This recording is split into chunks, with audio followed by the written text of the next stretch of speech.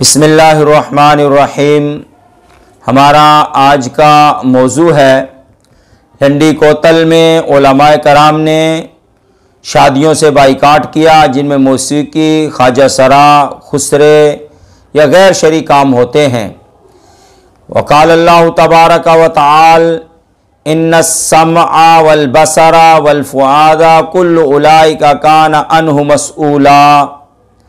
अल्लाह रब्बुल आलमीन ने कुरान मजीद में सूरह बनी इसराइल में आयत नंबर 36 में इरशाद फरमाया है, बेशक कान और आँखें और दिल इन सब के बारे में क़यामत के दिन सवाल किया जाएगा।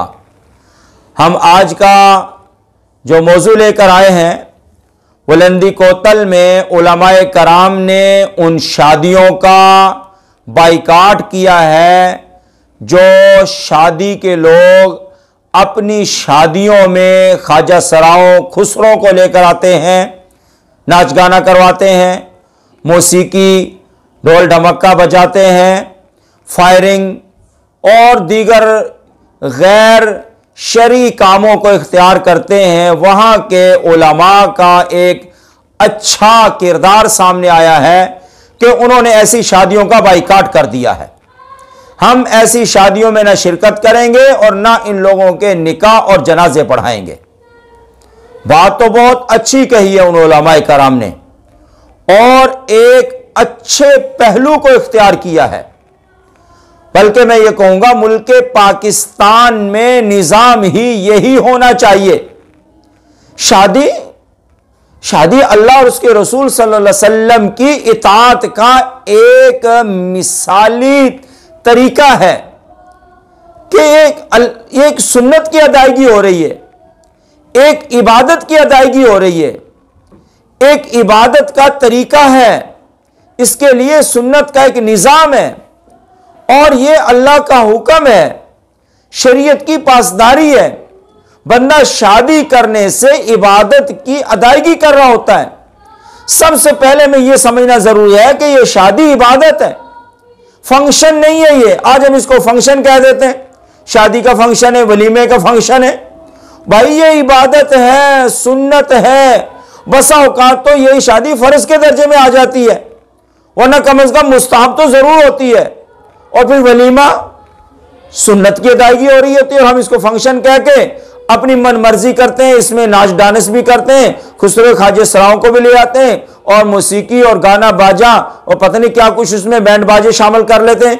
बनावटी फौजियों को ले आते हैं जिन्होंने कभी फौज सरकार का मुंह तक नहीं देखा होता। भाई फौजियों को बैंड बाजे बजाने के लिए रखा है, इनको तो सरहदों पर भेजो ना, वो फौजी होते हैं और कुछ भी नहीं होता। बहरहाल ऐसी चीजों से इज्तनाब जरूरी है शादियों में।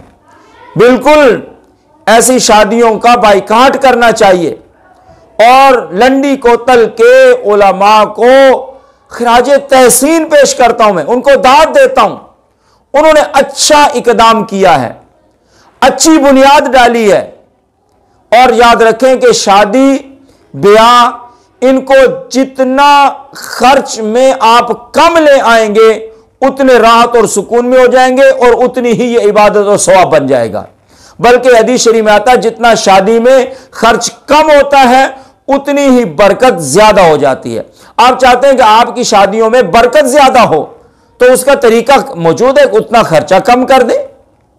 शादी का यह हिस्सा नहीं है फायरिंग, शादी का हिस्सा नहीं है खुसरों को, ख्वाजा सराओं को लेकर आना, उनसे नाच डांस करवाना। शादी का यह हिस्सा नहीं है कि इतनी बहुत ज्यादा धूमधाम हो, धड़क मड़क हो, ठरकना हो, नाचना हो, बेजा मर्द औरत का इख्तलात हो। यह बिल्कुल शादी का हिस्सा नहीं है। इसलिए इस मौके पर मैं ये बात जरूर कहूंगा कि हमें हर गुनाह की जगह से बचने की जरूरत है, उसका बाइकाट करने की जरूरत है। और हदीस शरीफ में आता रसूलुल्लाह सल्लल्लाहु अलैहि वसल्लम ने इरशाद फरमाया, मन रआ मिनकुम मुनकरन फलयुगय्यिर बियदी, जो बुराई को देखो तो हाथ से रोक दो। हाथ से रोकने की ताकत नहीं है तो कम से कम जुबान से तो उसको बुरा कहो।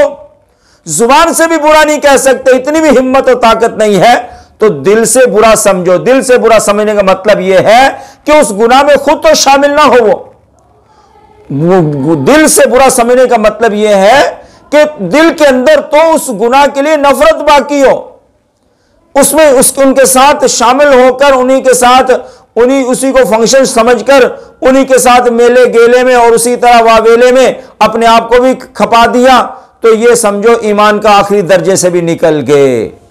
बहरहाल बुराई के खिलाफ खड़ा होना भी जिहाद है और यह अल्लाह को पसंदीदा भी है। तो मैं दुआ करूंगा अल्लाह ताला हमें हर बुराई के खिलाफ खड़ा होकर उसके खिलाफ इताअत और नेकी के जज्बात लेकर इताअत और नेकी में चलने की तौफीक अता फरमाए। यकीनन आपको हमारी ये वीडियो अच्छी लगी होगी। हमारे चैनल को सब्सक्राइब करें, बेल आइकन का बटन दबाएं ताकि आपको बर वक्त हर नई वीडियोस मिल सके। वमा अलैना इल्लल बलागुल मुबीन।